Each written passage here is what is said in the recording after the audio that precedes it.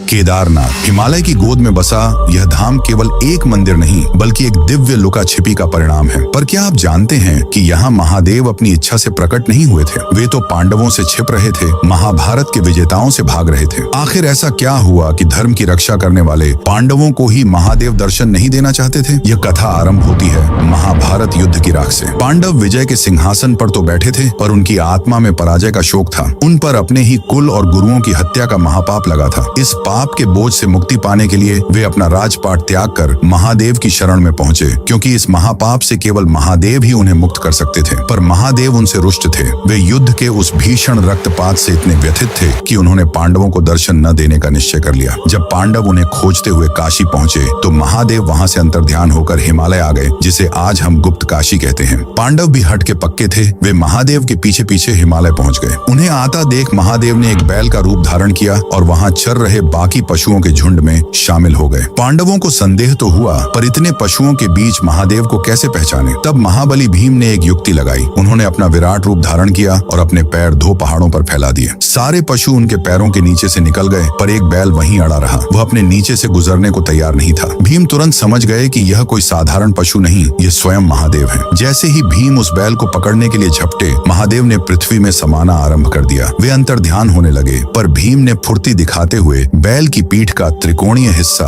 यानी उसका कुबड़ पृष्ठ भाग पकड़ लिया। ये भक्ति की हट थी, ये पश्चाताप की पुकार थी, जिसे महादेव अब और अनसुना नहीं कर सके। पांडवों की इस अटूट श्रद्धा और दृढ़ निश्चय को देखकर वे प्रसन्न हो गए। उन्होंने उसी क्षण पांडवों को दर्शन दिए और उन्हें गोत्र हत्या के पाप से मुक्त किया। जिस पृष्ठ भाग को भीम ने पकड़ा था, वह उसी क्षण एक स्वयंभू ज्योतिर्लिंग के रूप में स्थापित हो गया। आज भी केदारनाथ में उसी त्रिकोणीय शिला की पूजा होती है। यह इस बात का जीवंत प्रमाण है कि जब एक भक्त सच्चे पश्चाताप के साथ अपने ईश्वर को खोजता है तो ईश्वर को छिपने के सारे स्थान छोड़कर प्रकट होना ही पड़ता है। उस परम पिता के सम्मान में जो पश्चाताप की पुकार को कभी अनसुना नहीं करते, कमेंट्स में जय श्री केदार अवश्य लिखें।